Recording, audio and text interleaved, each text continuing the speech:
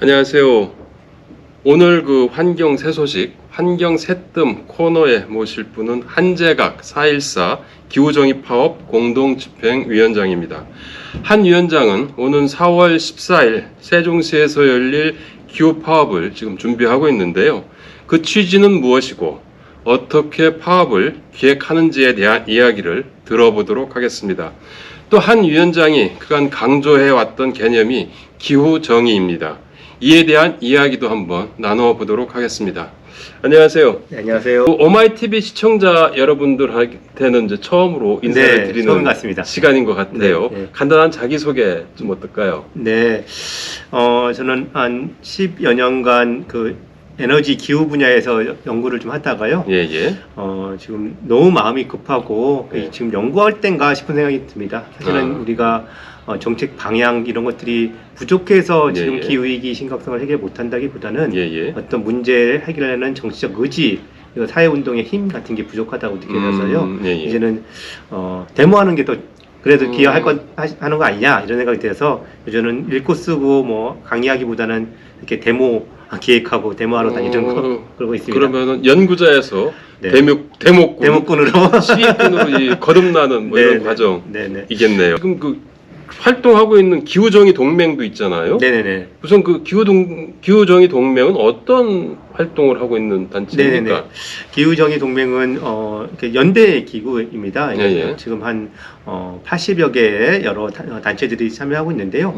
기후정의라고 하는 기치를 좀 내걸고 폭넓은 연대를 구축해야 된다 이런 생각을 하고 있는데요. 이 얘기를 하기 위해서는 기존에 있었던 기후 운동에 대한 일정한 평가가 좀 있어야 될 것 같아요. 기후 운동이라는 게 과거에 2019년부터 대중적 운동들이 생겼죠. 아시겠지만 2019년에 대학로에서 한 5천 명 정도 모이면서 그 전에 그냥 연구자나 이렇게 활동가 중심의 기후 운동에서 정말 많은 대중들이 참여하는 운동으로 일반 대중운동으로 이제 확산되기 시작했던 거죠. 성장했는데, 근데 그 대중운동이 상당히 좀 스펙트럼이 좀 넓기도 하고 또 한편에는 무엇을 어떻게 할 것인가에 대해서는 좀 모호한 측면이 있었습니다. 그러니까 강조점이 말하자면 불이하라고 외치는 것이 그런 운동의 어떤 강조점이 있었다면 기후정의 동맹은 그 불은 누가 낸 거야? 라고 하는 질문으로 좀 초점이 올라오는 거죠. 그래서 그 기후위기라는 것이 그냥 우리 모두의 문제라고 하지만 사실은 누군가가 집중적으로 문제를 발생시키고 반대로 누군가가 피해를 입는 부정의에 관한 문제다라는 얘기를 더 강조하려고 하죠. 그리고 구체적인 계기는 문재인 정부 시절에 탄소중립위원회를 만들었지 않습니까? 그것도 사실 큰 진전이죠. 기후위기 아무 생각 없었고 탄소중립 이런 거 얘기를 안 하다가 했으니까 좋은데 그 탄소중립위원회가 만들어지고 또 논의하는 걸 보니까 크게 두 가지 걱정이 있었습니다. 하나는 진짜 기후위기를 해결하려는 생각이 별로 없는 상태에서 그린워싱하고 있는 건 아니냐라는 생각했고요. 그린워싱이라 하면은 뭡니까? 그러니까 그렇죠. 뭔가 하는 척 하는 거죠. 이게 워싱이라는 게 그런 거죠. 워싱이. 그러니까 기후위기를 우리 해결한다라고 했지만은 실제로는 선언은 하지만 실제적인 뭐 안 하고, 구체적인 뭐 행위는 없고 뭐 이런 거죠. 대표적으로 얘기하는 게 3척의 석탄 발전소를 계속 짓고 있잖아요. 그렇죠. 근데 탄소 중립 기후위기라는 건 그건 완전 배치됐는데 그거는 계속 지으면서 나는 탄소 중립하겠다라고 얘기하면 뭐 이거야말로 그린워싱인 거죠. 그렇죠. 그런 측면이 있었고 그리고 거기 구성된 탄소 중립 위원들 보니까 한 민간 위원들이 한 70명 정도 있었어요. 한 10명 정도가 기업 대표나 산업계 대표예요. 그리고 뭐 예를 들면 노동자 대표는 한 명밖에 없었고 농민 뭐 통상적으로 우리 사회운동에서 저희는 기후위기 최일선 당사자라고 부르는데 이런 사람들의 목소리를 대변하는 사람이 거의 없었고요. 뭐 전문가가 많이 있다고 하지만은 그 전문가들은 주로 기업이나 정부 입장을 대변하는 이런 사람들인 거죠. 그래서 그런 것을 구성되면서 이게 기후위기를 대응하겠다라고 만들어진 이 정부 여기 탄소중립위원회 그리고 정부 정책이 오히려 귀를 오도하고 있는 게 아니냐. 기후위기를 해결하지도 못하면서 또 다른 기업과 자본들의 새로운 먹거리를 만들어내는데 치중하고 있는 게 아니냐. 그린워싱 하면서. 예컨대 뭐 전기자동차, 배터리, 뭐 재생에너지 뭐 이런 것들 다 도움을 낼 수 있지만 그것이 본질적인 문제는 아니라는 거죠. 그거를 뭐 팔아서 이윤을 얻는 거에 더 관심이 있지 실제로 문제 해결하는 거는 관심이 없는 것처럼 저희가 보이는 거죠. 그랬을 때 그런 식의 뭔가 그린워싱에 대한 문제 제기 그리고 그거를 하려는 어떤 거버넌스의 좀 뭔가 위선적인 거, 허술함 이런 것들에 대해서 제가 비판을 하면서 이제는 기후정의라는 깃발을 들고 본격적으로 이렇게 논쟁도 하고 싸움도 해야 되는 거 아니냐 이렇게 생각합니다. 그러면서 그러한 문제의식을 가진 사람들이 동맹을 맺은 네네 그렇죠. 뭐 이런 거네요. 네네. 좀 아까 이제 그 기후 위기를 누가 조장했고 그거에 대한 피해자는 누구인지 가해자와 피해자를 좀 구분하는 것이 중요하다라는 이제 말씀을 하셨는데 네. 그게 이제 그 기후 정의의 개념인 것 같기도 해요. 핵심적인 개념 그렇죠. 질문이죠. 네. 질문이죠. 네네. 그러면 네. 좀 더 구체적으로 좀 그 부분에 대해서 설명해 주면 어떻겠습니까? 그러니까 사실 많은 사람들이 이왕에 다 알고 있어요. 온실가스를 많이 배출한 사람들은 부자 나라와 부자들이고 그걸로 인해서 피해를 받는 사람은 가난한 나라하고 가난한 사람들이다 이렇게 다 알려져 있는데 그걸 조금 더 부연 설명을 해보면 이렇습니다. 일단은 국제적으로는 이게 기후 이슈는 국제적인 이슈잖아요. 그래서 유엔 기후변화 협약을 체결할 때부터 1992년 때부터 이 문제가 제기가 됐어요. 그러니까 국가별로 보니까 정말 많이 배출한 나라가 있고 적게 배출한 나라가 있는데 우리 모두의 문제라고 얘기하면 뭔가 부정의가 사라지고 적게 배출한 나라는 좀 억울하죠. 네, 너도 줄여야 된다 이렇게 얘기하면 그렇죠. 아니 나는 지금 전기불 하나 못 켜는데 네가 뭐 큰 집에다가 커다란 뭐 비행기 타고 뭐 이러고 다니면서 배출을 당한 거를 왜 우리 탓을 돌려라고 하는 게 그때부터 논쟁이 있었던 거죠. 쓰레기를 버린 사람이 치워야 되는 거 아니냐라는 그렇죠. 뭐 이런 거. 그게 핵심인 거죠. 오염자 부담의 원칙이라고 그렇죠. 표현하던 얘기를 건데 그래서 그 당시부터 유엔 기후변화 협약에서 그 문제에 대해서 이렇게 집약된 원칙이 공동의 차별화된 원칙입니다. 공동이라는 건 다 직감하시죠. 같이 함께 하되 좀 차등 적용하자라는 뭐 이런. 그렇죠. 지구의 문제니까 내가 지구밖에 살 수 없는 게 아니라면 우리 모두의 문제죠. 모두 그렇죠. 해야 될 문제인데 그렇죠. 그런데 많이 배출한 나라와 적게 배출한 나라 있으면 차별적으로 책임을 져야 된다 이런 얘기를 한 거죠. 근데 그런 얘기가 쭉 오다가 어느 순간부터는 이게 국가만의 문제가 아니겠다. 이게 한 사람들마다의 문제일 거다. 그런데 이런 생각도 해볼 수 있지 않습니까? 미국이 문제라고 얘기를 했는데 미국의 평균 배출량이 근데 15톤 정도 된다 하는데 그러면 아프리카의 뭐 에티오피아 같은 나라는 한 1톤도 안 될 거라고 그죠?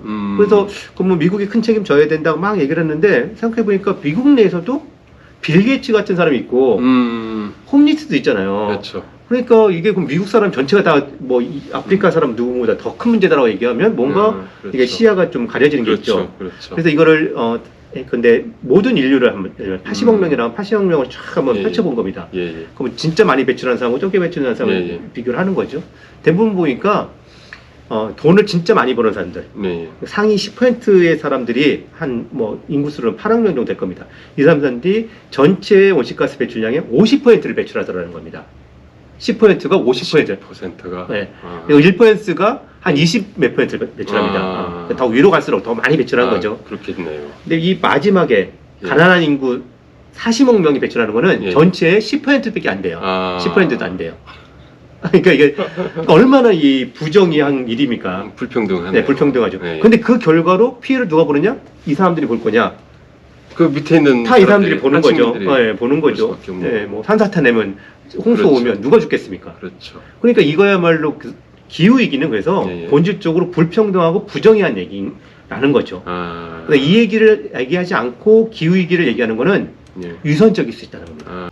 전 세계적으로 뭐 10%가 50%를 이제 쓴다고 했잖아요. 배출하고 있다고 했잖아요.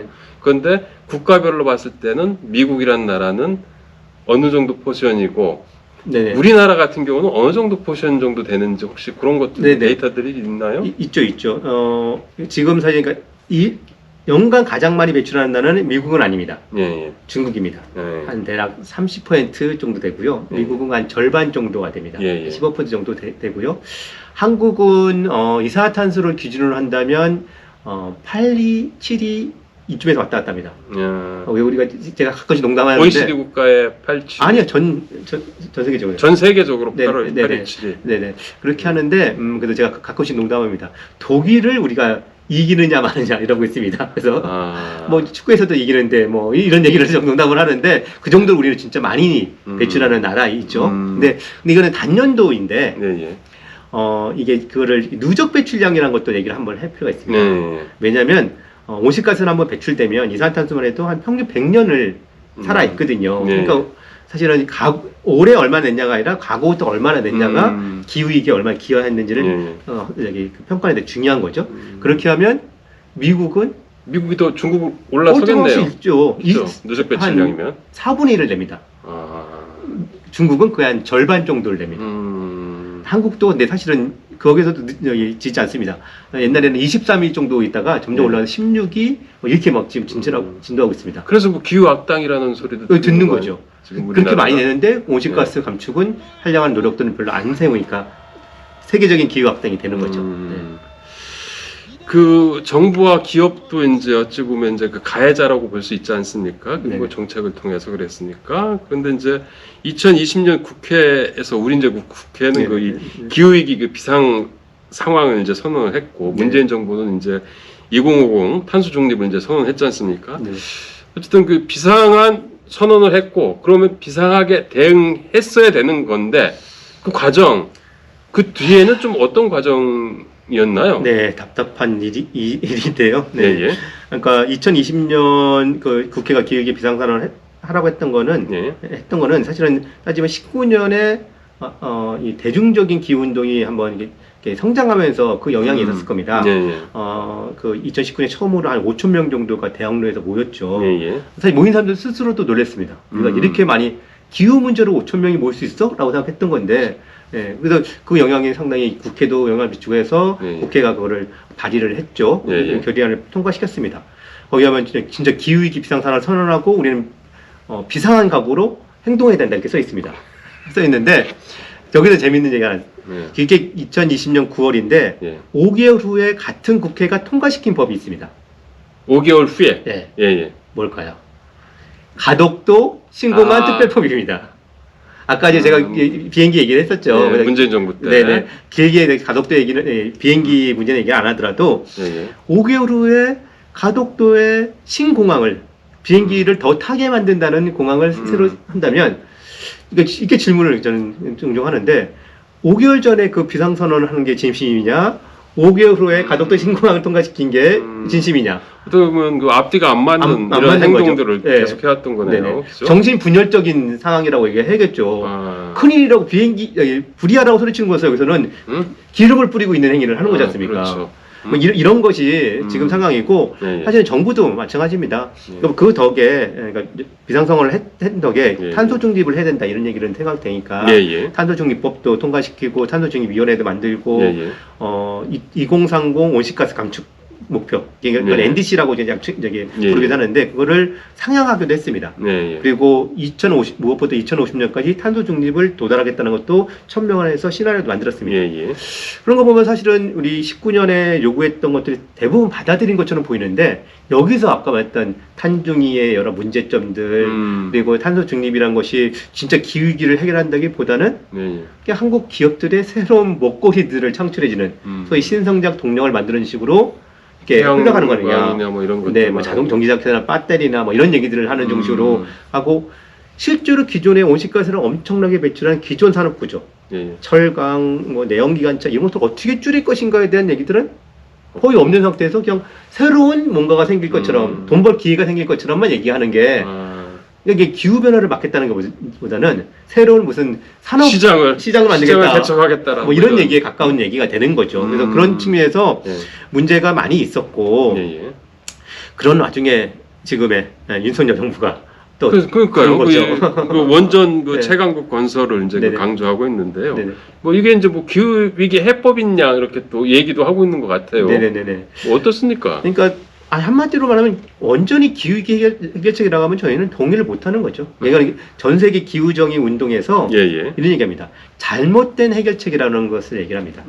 기후위기를 해결하겠다 해놓고서 가지고 들어오는 건데 알고 보면 기후위기 해결 무관하고 새로운 이익을 창출하는 시장을 열겠다는 하는 것으로 하는 경우들이 종종 있죠. 그 중에 하나가 대표적인 게 원자력입니다.